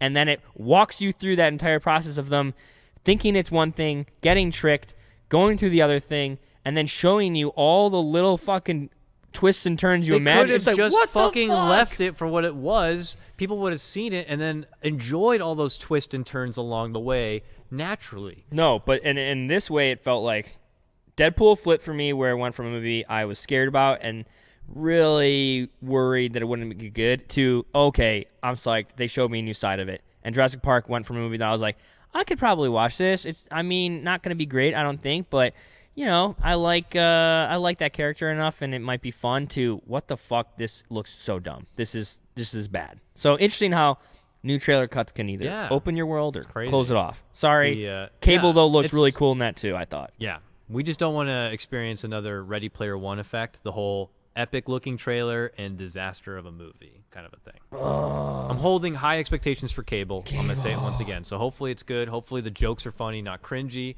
which is always hard to do. So dude, I hope Bishop. We'll You think Bishop's going to make an appearance in that movie? I don't know. They could throw in anybody for all I fucking know. Bishop's one of my favorite characters of all time from X-Men. All right. I want to make sure, did we cover most of the bases throughout the movie before we get into the ending now? I feel like we I'm gonna did skim cover a through. lot. I know I wrote down so much shit, and I'm just like trying to fucking fly weed. through it. I may share these notes on our Discord, discord.gg/BTS. I'll hook you guys up in the movie buff section if you guys want to see some of my notes. In my notes section, I even have some pictures of like the comics that were pertaining to it and everything I was like expecting going into the movie. I will say one essentially. thing about Scarlet Witch that was kept throwing me off is these fucking mom jeans that she was wearing. I don't really like. Whoa, she's yeah, those are up there. like. There's nothing wrong with wearing mom jeans. But she is a really badass, beautiful person, Yeah. and then you just see this pooch kind of staring at you in the face, and it's like a really ugly 2 foot pug long that somebody's zipper right making you there. pet. Like you just you want it to be a fun experience, and it just is not that great. Yeah, just don't look at the giant 2-foot zipper crotch she's got going there. Just try to look at the electricity in her hands. How about their romance too? While you're looking for notes, Vision and Scarlet Witch banging. What a It's weird a known thing, man. I thing. even have one of my trading cards here is just strictly the relationship of Vision and Scarlet Witch. Like, Yeah. they're a known fucking thing. Yeah. I'm glad they brought that into the universe. Me too. And again, like we talked about at the beginning, they didn't just start the movie, oh, hey, Vision, nice stone. Bop! They let that drag on. They let that relationship, that chemistry together really develop so that when the moment finally came, it fucking sucked. Yeah, because I wasn't sold on the relationship going into this because it's been like kind of teased around, been part of stuff, but Yeah. this really felt like they cared for each other, and it made it a lot more powerful when. Oh, this is interesting. I'm going to read the back of this card for Vision and Scarlet Witch, okay, guys? Having a relationship on the job has never been a problem for these two veteran heroes, battling evil as teammates in the superhero group of the Avengers. The android Vision and the mutant Scarlet Witch found themselves falling in love. The two Avengers later married and spent many happy years together. Recently, however, after the Vision lost his humanity, they separated. Only time will tell if these two will ever find true love again. Oh shit! Which there is kind of a nod there. Once he rips out the stone from Vision, he goes completely grayscaled, which Vision does become in the comics. Right? In this one, for example, he's got all the color because that's Vision with the humanity. And then later on, he goes all white.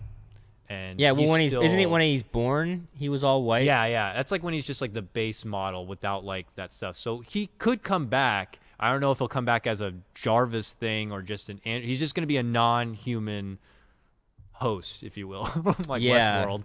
He's just going to be there, have strong powers, and be kind of more of an android robot. Will he have feelings and consciousness and dreams? I don't know. Sad. But That's actually really sad. it is, but that's what makes the movie good. It has those emotional teardowns. Maybe she'll change her outfit and stop wearing the mom jeans. Anything else for that? I don't know. We get to the ending. Another huge epic moment leading into the ending is the return of Thor with that weapon Yeah. lands. Everyone's freaking out, like, fuck yeah, let's fucking go. He literally brings down his thundercock and just like smashes everybody, and it just ripples out the entire thing. And everyone's like, ah! In the theater, everyone's just like, yay! He's doing it! It's amazing. And all leads up to this epic moment. He attacks on Thanos, gets a good strike, like right fucking through the collarbone chest area. Yeah, that was cool. It's like, ah! Should have aimed for the head. Snap! Boom! Over. Oh my god. And it's what everyone was hoping to see going into it. Like, they were like, this movie, and you heard me say it, like, this movie better end with a snap. Like, that's just, And that's what you thought, though, that it was going to just go. Credit roll. Yeah. You know? Whew. That still would have been pretty epic, but they definitely added the extra bit on the end, and that is what most people ended up talking about leaving the theater. So it sounds like it worked out to their benefit. So giant spoiler, everybody fucking dies. Everybody dies. I mean, he gets the snap off, and suddenly half the universe begins to purge away in the culling. In a very silly little effect. They keep it in like which is now a full-blown meme at this point. Yeah. That effect of people vanishing into the beyond is hilarious. But it's cool how it's not like every place they went to, it's like, oh, half go. It's like some, maybe one, some the whole fucking group was gone. It's like a very uneven distribution that made it seem a little more organic again. So well, you're trying to guess. You're like, oh shit, who's so going? Let me break down. I have the list of everybody who died. Oh wow, okay. In Infinity See if War. I didn't catch So anybody. starting at the beginning of the people who died before the calling, Heimdall and Loki and Gamora all passed away, and then Vision. And then we get to the calling. Black Panther goes down with the epic line, "This is not a place to die." Yeah. Gone. He was. I think people were really blown away by I that was one. like, when he got there, I thought his number 2 was gonna die. Yeah, it made and then sense. he went away, and I'm Yeah. like, oh fuck. So I was surprised by that one. Doctor Strange ended up going, leaving out the "this is how it had to be," which gave a lot of people the idea that this is how it had to be for the one chance to win. Yeah. So we're going in believing that this is that 1 in 14 million. The Winter Soldier, Scarlet Witch, Star-Lord, gone. Groot, see you later. Drax gone, Mantis gone, like all of the Guardians of the Galaxy, Everybody except for Nebula. all gone, except for Nebula. Yeah. Wait, Rocky Raccoon too. Yep. Oh wait, actually, I didn't write down Rocket Raccoon. I don't know if Rocket Raccoon actually. I don't remember if he does or not. Hit us up in the Discord. He may have been, because someone else said the Guardians of the Galaxy except for Nebula. That's so what I assume thought. he did. Mantis was also gone, and then at the end there, Nick Fury and Maria Hill, Yeah, suddenly. Robin from Aunt Robin. Aunt Robin. They go with the motherfuck line, which is great. And then, of course, our teasing call out to Captain Marvel. Yeah, he's like super beeper. Which, I don't Looks like know. a fucking Tamagotchi for Captain Marvel. Which is supposed to be like, maybe that's a 1990s call out. Who knows, for Captain Marvel. Because she uses a beeper. Whoa. Maybe that could, I don't know. I don't want to breathe too deep into But that. maybe it's a time traveling beeper. time traveling. Because it was beeper. like old tech with some weird attachment on it, and even the LCD was like very pixelated. Yeah. Dude, maybe you just figured something out. I don't think so. Is that is a time traveling beeper that goes back to the 90s Captain Marvel. That sounds to ridiculous. warn her about Thanos. It's supposed to be in the 90s. I'm curious to see how that just happens. I mean, they do have to establish that she's a hero. So if she starts in the 90s, like, where was she in all these other events? All this So they shit. have to explain that in some way in the movie. So it's going to be interesting to see. Well, I mean, where is there something that was just like brought up once and it's like, okay, that's fine. Is Hawkeye is just like Hawkeye's with his wife. Yeah, so Hawkeye is apparently like, he's got his life now. But Dude, the universe is fucking ending. You that's don't the go thing. do anything. Some people are like, okay, maybe he's not doing anything now, but what if his family took a hit from the culling and now he'll come back for part 2? Right. Some people are thinking that's going to happen. And then Ant-Man and Wasp will come. What if at the end of Ant-Man and Wasp No! fades away? I hope not. She's great. Lily, whatever her name is. Lily, whatever her name is. Hey, man. Yeah, Girl what from if one of Lost. them could like suddenly? I don't know. What's Like her name? that movie's events are supposed to take place before the Infinity War. Takes so place it's before. going to be interesting. See, and then it's so interesting. What is going to happen with the other franchises? Are we going to get no superhero movies except for these? Well, I'll go into next the planned superhero Thank movies. you, because I'm like, Guardian of the Galaxy 3 is definitely happening. yeah. And Those it's are planned. supposed to take place after Avengers 4. Yeah, and same with Homecoming too. Homecoming 2 is waiting. Supposed to be We didn't even talk about it, by the way. I love him to... in this movie, and the ending scene. What do you want to? That's how we're gonna finish it. So after all that, I held off on Spider-Man because that was probably the one most people talked about the most. Spider-Man in this movie was great. You know, I feel he's incredibly strong at playing the character. He's got the innocence and curiosity, like he's Spider-Man everyone always wanted. And his ending really tugged on the heartstrings of a lot of people. I feel terrible because I hate to admit that I have yet to watch Homecoming. Me neither. Do you want to watch it? We have to watch it. And what makes that moment more powerful is you learn the relationship between Tony and Spider-Man and how much more it means and how much more impactful it is on Tony Stark there at the end when he does go away. Yeah. So it is something we're overdue to see. Sorry, guys, we haven't watched it yet, but it's definitely something we're going to catch here in the next couple of days if possible. Unfortunately, he has such a great moment there. You know, he's like, I don't feel so well. He's got a cool new suit. I don't want to go, and he's gone. And everyone's like, what? This can't happen. I don't feel so well was literally you could feel 100 hearts in the theater just like smash into the floor and hit every rib cage on their way down. You know, it was just, oh no. And so was it Pierre that said he thought he was gonna puke? Oh yeah, and it was gonna be like a gag moment, and he's just like, I don't feel so well. Terrible time like, for pukes. a gag moment to happen, but yeah. That would be funny. I felt like if he like disappeared on the hug and left it there, that would have been fine. But he had like a moment where he fell back and he's just like sitting there, and it's kind of like weird. They did the classic Hollywood die in your arms moment where somebody's on the ground and it's like, just look at me, son. You know, like.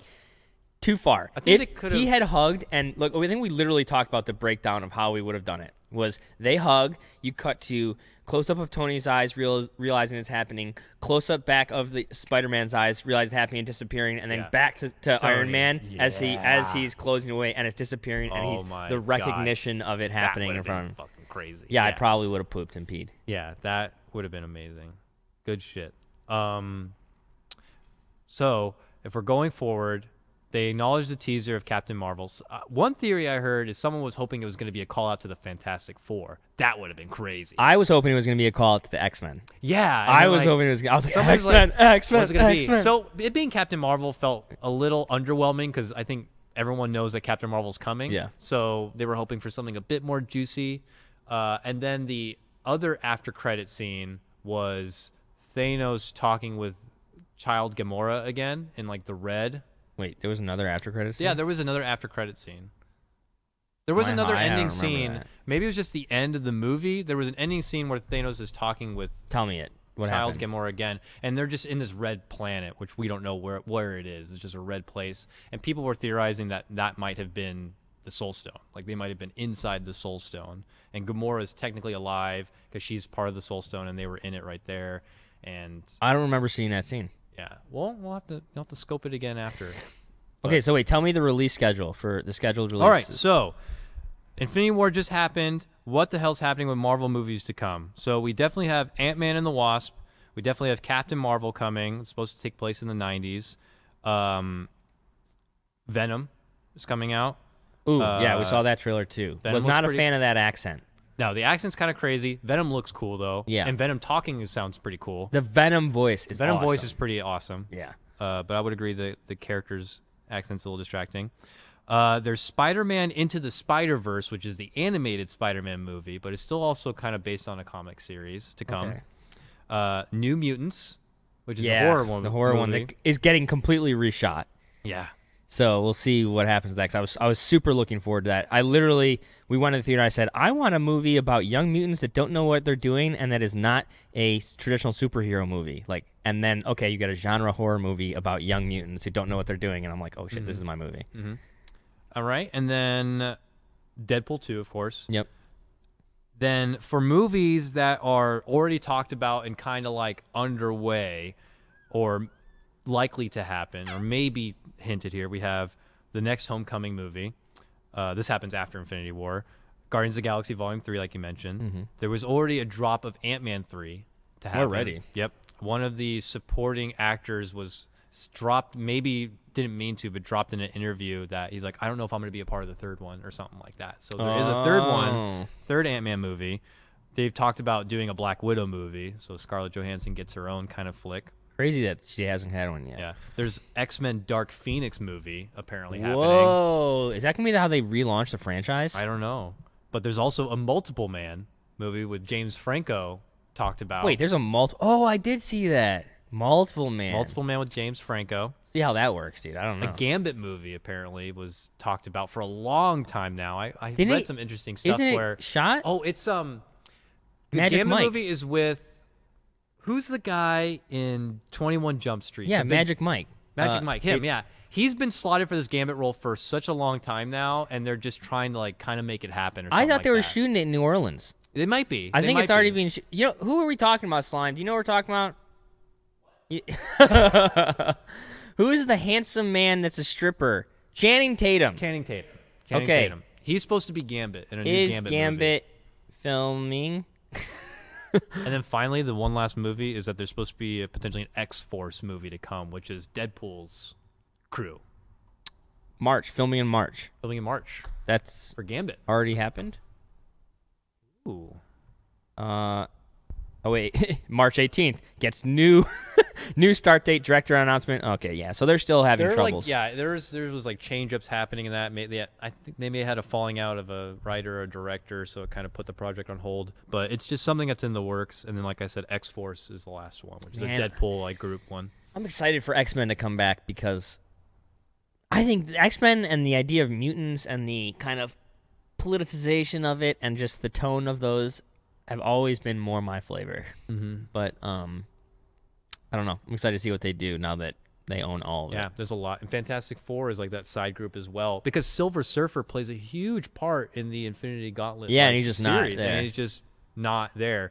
You know, given that they may sub in Hulk in his spot for some things, because he's also part of the original Defenders, which is the group of like Hulk and Silver Surfer and stuff. But yeah, I don't know what to expect. So now that leads into what do we expect for the next Avengers movie? Yeah, I mean, do we know anything? the What do we only know? thing is, like, again, I don't know what they are going to come up with to defeat Thanos. I hope it's not some shitty way. I mean, if you're going to bring down a guy of this stature, I hope it's him bringing himself down, or Yeah. they introduce Adam Warlock in some epic way and he assists in some. I don't know. I don't know. I mean, I think it would be pretty cool if they. I think you were saying it would be hard to do, but I think they have the balls to bring in Eternity and the big celestial beings. Yeah. I think they could do it. Yeah, I don't know. Like, We might have to he's go that far. In theory, he's powerful enough to be going toe to toe with those. Once he certainly has all the gems,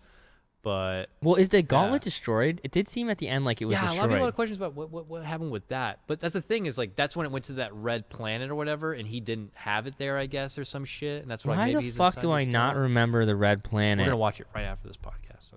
Okay. But yeah, I don't know. I don't know what the deal's with the gauntlet. Did it break or whatever? So it's on what they decide to do with it. Yeah. I'm okay. Yeah, I'm excited to see what happens next. Do you hit everything you want? Do you want to give our I think so. final Why don't thoughts? you give your final thoughts as I skim okay, through well, this? number one, I'm very surprised by how many people I talked to or in our Discord were very meh about the movie. They felt very let down, whether it was they had different expectations for characters, different expectations for the movie itself, or the storyline, or whatever. They were not impressed, not excited, didn't have a good time. Even so, Miles Don B, who does the Bad Melee podcast with Anthony over here, said he fell asleep in the theater. That's how much he was disappointed and just bored by the movie. Okay, Conrad. These are all the most famous lines I heard. Conrad compared it to Ready Player One. He said he put it on the same scale. I threw up. I told him I wouldn't talk to him anymore about that. I can't believe that. Me, did I like it? Yes. Super fun movie. Really big. Popcorn. Get your popcorn. Get your Reese's. Get your Coca-Cola Classic and mix it with lemonade. Go to the theater and enjoy yourself because it's just fucking dumb fun. Don't think about it too much, guys. All right? They're going to blow some shit up and they're going to fight some stuff and it's going to be cool. And Thanos is purple. So what? Get over it. Have a fun time for once, you nerd. Yeah. All if right? you want to think about something, it's just like you got to like at least give them the benefit of like what I said at the beginning, like this is such a huge undertaking. Yeah. For just the Russo brothers to take on with all these characters, all this star power, and this gigantic story arc, which I could have never imagined, you know, when I was first looking at these cards decades ago, That would this be would be somehow happening? be translated onto the screen. I That's what I think think that's about. an incredible undertaking. So when you just go into it and you appreciate the movie like a comic book, because when you look at it, it feels like a comic book. You're just turning the page to like, all right, now we're on Titan, and now we're on this ship, and now we're with you know, Gamora or whatever, and you're just like going through the story. It feels, I don't know, very enjoyable. I just was enjoying the experience the whole way through. I would definitely see it again. I might not go see it again in the theater, but I'll be binging it when it comes out on film, most likely. And I hold it right there next to Ragnarok for me, at least. I liked Ragnarok a lot. I liked the funny elements to it. I thought the music was super intense. And This pretty movie hype. is fucking funny, though. Movie has some This movie very is funny funny. moments too. The I know. Thor and Guardians of the Galaxy Yeah, scenes those are are fucking like amazing. laugh out loud. Yes. Hilarious. Yeah. Um, It is funny. I mean, I'm maybe on a second watching, I may rank this one again like higher, but I wonder I if don't I would know. think it was lower on the second watching, but I definitely want to see it again. Yeah. For my second, I want to see it again, maybe in the theater. all right, let's do it. So the Yeah. what is Okay. it, So, like- do you like it? You know, did you like it? I liked it. Yes. Okay. Would you watch it again? Yeah. Yes. Would you recommend it? Mine's yes. Yeah. Yeah. I don't. Yeah. I don't. I don't I mean, see. if you care for superhero movies, I'd say just go see it. If you like the comic, I'd say still go see it. Yeah, and if you like, I don't know, having fun, you nerds, go see it. The movie itself is 3 hours. The movie is 2.5 hours. All right. There was a point in the movie where I remembered that it was going to end because it was going on for so long. I thought maybe it never would end, but not in a bad wow. way. And I remembered, oh yeah, this is going to end. Oh no, it has to end. It just ended for me. It went fast for me actually. I didn't think was it was super long. Into it. I It wasn't didn't feel mad long at it. to me. It felt like it felt long in a good way. Like That's how yes, I felt this with keeps going. That's how I felt with Blade Runner. I was kind of like, this feels long, but it's pretty hype, and there's a lot of cool shit happening. Whereas this one, I'm just like, oh, this is over. Yeah. Oh god. Because you keep wanting more. You keep wanting more. You keep wanting more. Yeah. I don't know. There's so many set pieces, and there's so many big scenes, and there's just all these crazy sequences, and there's all these characters. If you just want to see, I think though, what became very obvious very soon into the discussions and the Discord was the less knowledge you have, the more confusing and worse this movie is. So if you don't know a lot, I think it is kind of a problem. I think that you really get lost very quickly, which sucks. I would say I have a pretty good amount of knowledge. You have a pretty high level amount of knowledge because you're incapable of just watching a movie without researching it for 2 decades. And I think maybe that slights us a little bit because the people that didn't know were like, who the fuck is this guy?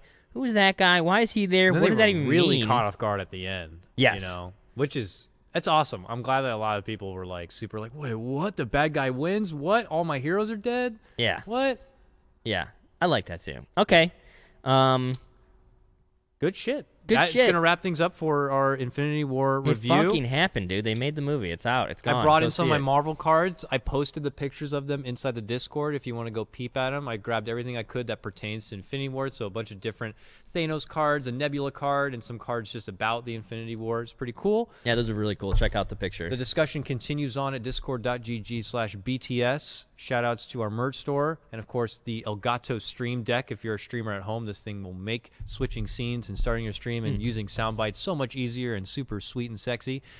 For Dan, I'm Dakota, and that's going to wrap things up for Movie Buffed. We will be back maybe in a week or so. We have Smash Summit coming up this weekend. It's an intense time, and then we'll get right back on the podcast grind, guys. Yeah, we'll probably be back next week with what you'll have to see. Thank you so much. I couldn't have put it any better. All right, guys, thank you so much. Take care. We'll see you on the next one. Enjoy your time. Thanks, Anthony. Bye, and thanks, Bye. Anthony, for stepping in.